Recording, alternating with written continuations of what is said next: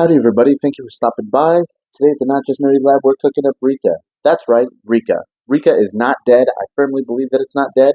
Today I'm going to show you exactly why. One final reminder, I suppose, I'm not good at Yu-Gi-Oh! So take any advice that I give you with a grain of salt, because I've never, I've never topped the regionals, I've never done any of that stuff. I'm just some guy who plays, and I've got really bad opinions, so, do your thing. We're going to jump on in. We're going to start with the Rikka core. This deck actually relies way more heavily on the Rikka core than the Sun card for obvious reasons. The Sun core is the portion that took the hits on the ban list, so this is what we're working with. We're going to start with 2 Rikka Petals. Rikka Petal is the most important Rikka normal summon. Rikka Petal involves searching, recursion. Rikka Petal is the best normal summon for Rikkas. The reason I play 2 of is because if you start with this in your hand, it's not a bad thing, but more often than not, if you can search it or if you can draw into it later, that's what you want to do. Next up, we've got 2 Mudons. Mudon is exactly what you would search for after you normal summon your Rikka Petal. The reason that you want to search for Mudon is because Mudon will get you into Con-Con. Con-Con will run the game the way you want to run it. Next up, we've got 3 Rikka Princess. Now, I know what you're thinking. Why are you playing Rikka Princess out of 3 of if Mudon and Petal are more important? Well, Princess is an important card, but it's not like a starter, right? It'll special summon itself, and it'll negate from hand or from graveyard if you're able to tribute a plant monster. But the thing is that that's exactly why you want 3 of, is because you want the option to get into that play. Whereas with the other ones, if you start with them in your hand, it's not as scary as not starting with Rikka Princess. Then we've got 1 copy of Snowdrop. You want to play Snowdrop at a 1 of. I've never tried to play it at a different rate because it just works so well as a 1 of. Rikka Snowdrop is one of the cards that you want to search. Snowdrop will let you tribute a monster on the field to special summon itself and another plant monster from hand. This is usually how you end up going into your Xyz play, as it can target itself and turn everything on the field whose level can be changed, well, everything on your side of the field whose level can be changed into a level 8. Next up, we've got Primula. Primula is an extremely good 1 of, because what you'll do is you'll use Rikka Glamour to search for Princess and Primula in the instance that you don't already have a Princess in your hand. Primula will special summon itself after a monster is tributed, and because of the way that the activation works, Primula will see you tribute something with Glamour to search for itself and Princess. Next up, we've got Rikka Con-Con. I play 3 copies of Rikka Con-Con because I cannot afford not to have Rikka Con-Con available to me. Rikka Con-Con runs this deck. Rikka Con-Con is the reason that this deck is so good. Regardless of Sun Avalon or anything, Rikka Con-Con is the control card. With Rikka Con-Con on the field, you can tribute one of your opponent's monsters instead of tributing a plant monster, and that is so big in this deck. Next up, we've got the Spell Searcher, Rikka Glamour. Rikka Glamour is obviously important for out of 3 of, because you need to be able to search for the cards that you need, and you can always tribute off one of your opponent's monsters for the effects, pending that you have Rikka Con-Con on the field. Next up, I've got a 1 of Rikka Flurries. I haven't seen anybody else play Rikka Flurries, but I think very, very highly of this card. Anytime that I have Rikka Flurries anytime that I have Rikka Con-Con on the field and Rikka Glamour in the hand, I'll actually set Rikka Flurries first, because then I can tribute one of my opponent's monsters for cost for Glamour, and then search my cards, and then on resolution, Rikka Flurries will force them to tribute a second card. So that's 2 cards in 1. And then lastly, for the Rikka core, we've got Rikka Sheet. Rikka Sheet's an interruption that's built into the deck. I really like Rikka Sheet at a 1 of, because I can always search it and set it with Con-Con, and there's not ever a need for recursion of it. I don't need to, if by the time I've used Rikka Sheet on my opponent's turn, they're already done. But that is the entirety of the Rikka core and the way that I play the Rikka core. Next up, we'll go for the Sun Avalon core. The Sun Avalon core is pretty small, being that this deck now revolves more around the Rikka core. And I also play a couple of weird ratios that you might not like, so once again, just remember I'm not good at Yu-Gi-Oh! I play 2 Sunseed Lokis. With as much stuff as I have to search it and recur it, there's not really a need for 3 anymore. Especially with Sun Navalon Dryas at 1. Like, I mean, there's not a super big need for it because you can always put it back with one of the tech cards that I've listed here. I play 3 Unexpected Die.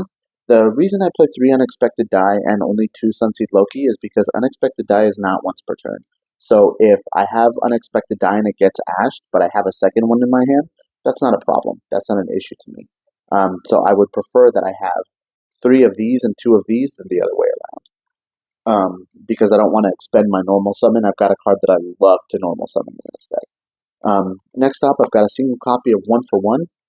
1-for-1 just does the same thing as Unexpected Die, and if I've got Rikka Princess in my hand, then I can always dip Rikka Princess into my graveyard because I need it in the graveyard in the first place.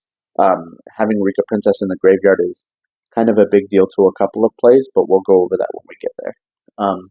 Next up, a single copy of Sunseed Twin and a single copy of Sunvine Sowing, because I will only go into Sun Avalon Dryas once. I don't see a need for a second copy of Sowing or a need for a second copy of Twin. If this gets ashed, it is a huge choking point, but that's why we rely more on the Rikka core than we do on the Sunseed core. Next up, we're gonna go for the Therion engine that I play. The Therion engine is short, sweet, and to the point. We've got 2 copies of Lily Berea. The Lily Berea will send itself to the graveyard to get you your single copy of Disc Coliseum, which will then fish you out your Therion King Regulus. With Regulus, you'll target Lily Berea, equip it, and now you've got 2 Omni Negates on the board. Now, you'll want to do this pretty early in your combo, if at all possible, because eventually you do end up getting plant locked, and so then Regulus will become not an option. But like y'all saw it, short, sweet, to the point. Next up, let's take a look at some of the silly little tech cards that I play. If you've ever played against me in a locals, it's not a secret that I'm not a good person. I do have to resort to playing dirty Yu-Gi-Oh, and I love control decks, and that's why I play a single copy of Cactus Bouncer. If you already have Rikka Petal in your hand, usually Cactus Bouncer is what you look for after you get, when you use your Glamour to tribute a monster. You'll get either the Primula or the Princess, and you'll get Cactus Bouncer. Cactus Bouncer prevents your opponent from special summoning, and when we get to the extra deck, you'll see why that's so important. I play a single copy of Lone Fire Blossom. I wouldn't play any more copies of Lone Fire Blossom. It feels like if I get it, then I end up relying on a Lone Fire Blossom normal summon when there are better options. Because Lone Fire Blossom will just tribute itself, get ashed, and then you'll end up without a board and without a normal summon. Now you've got to work with nothing. Next up, this is a tech card that I've picked for recursion and for card advantage. I play 2 copies of Pot of Avarice.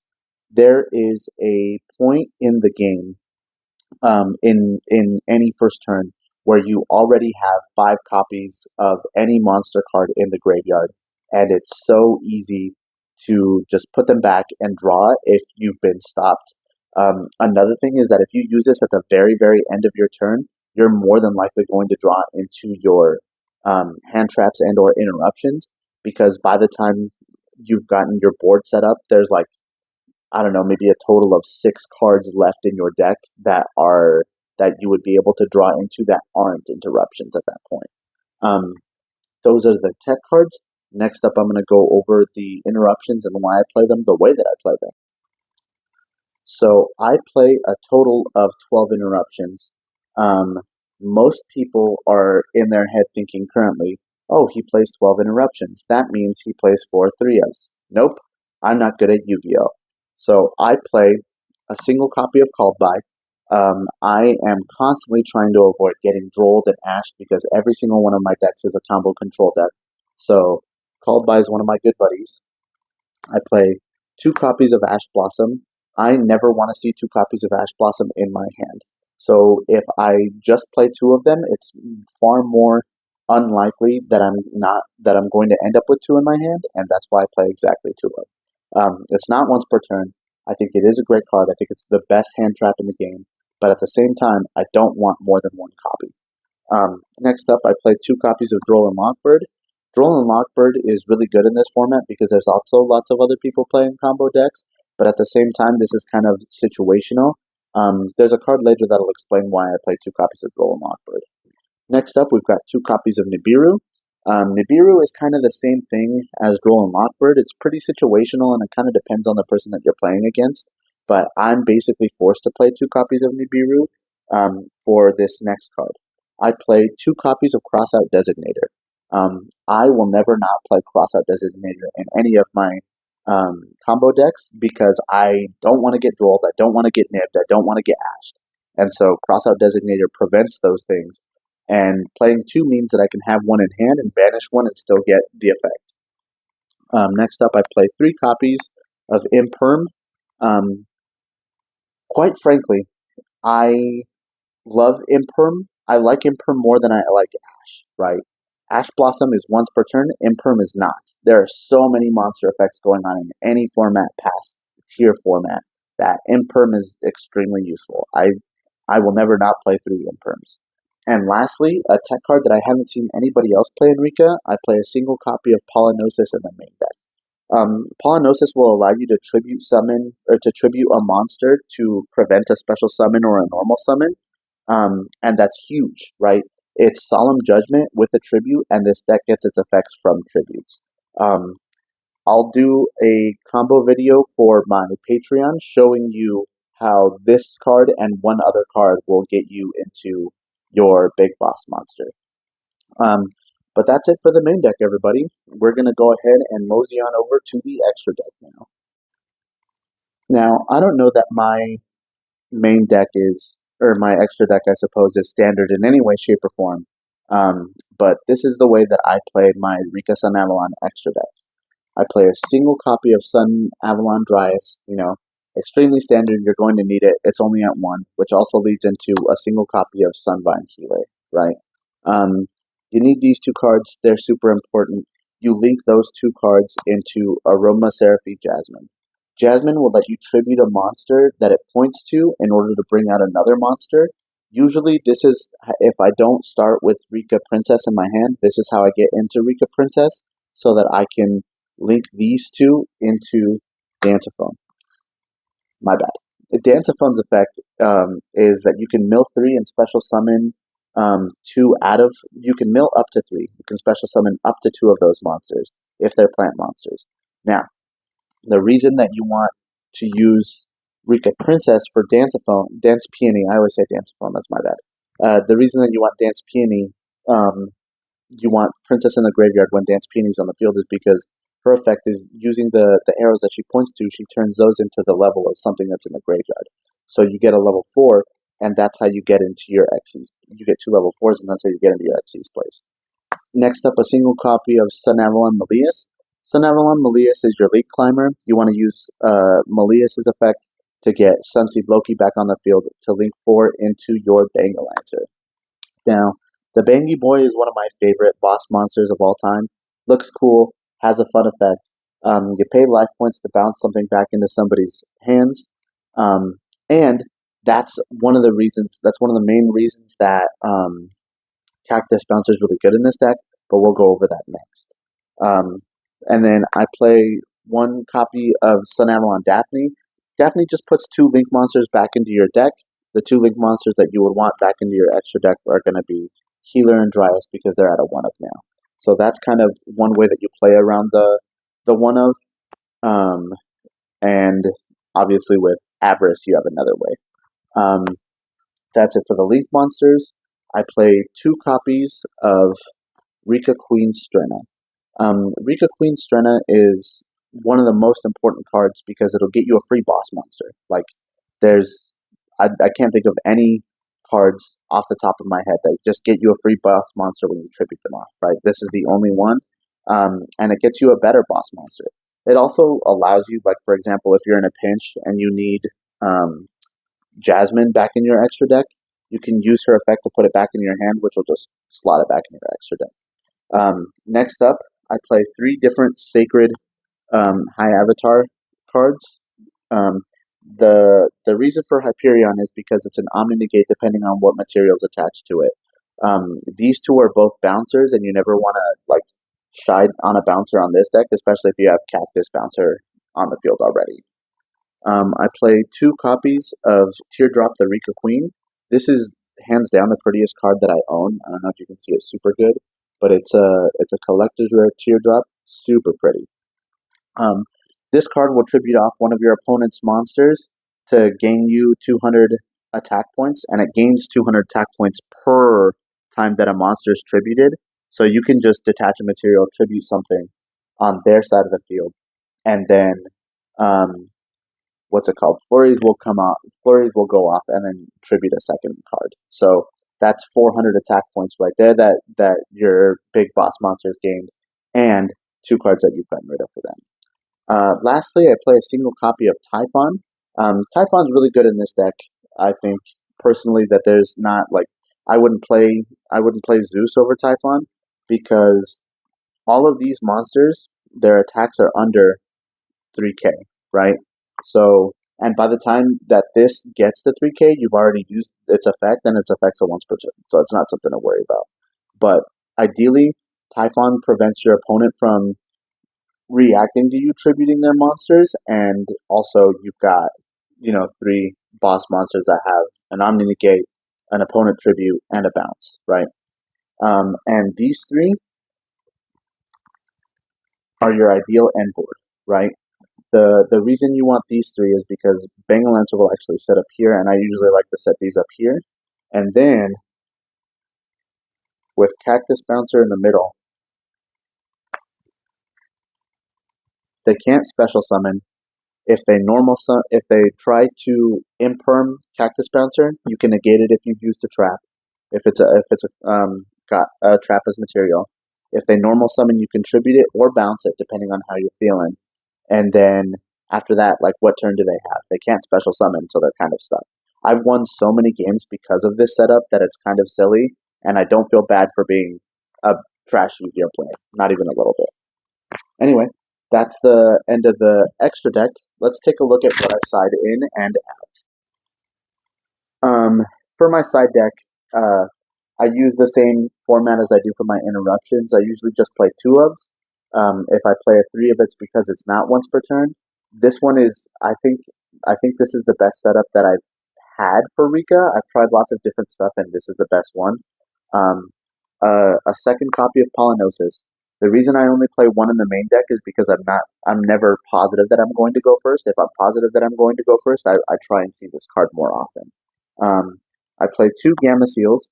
I kind of just like sticking with the theme of tributing stuff off, especially if I've got flurries out on the field, I can tribute something of theirs off and then force them to tribute this off if it was the only card out. I played two copies of Valor. I would play a third copy of Valor. The only thing is that with my three copies of Imperm, it kind of feels like a space waste. I played two copies of Dark Ruler No More.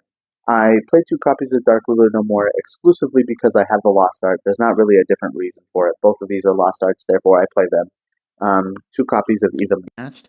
Evenly Matched has become a lot more situational nowadays. I feel like you try and break as much of the board as physically possible and then evenly match them to get rid of everything else except for one monster. Um, two copies of Forbidden Droplet. One of my favorite plays is chain one evenly, chain two Forbidden Droplet sending evenly, and sending a monster. That'll prevent them from reacting to reacting to the Forbidden Droplet with a monster and a trap card. So no Solemn and no Baron.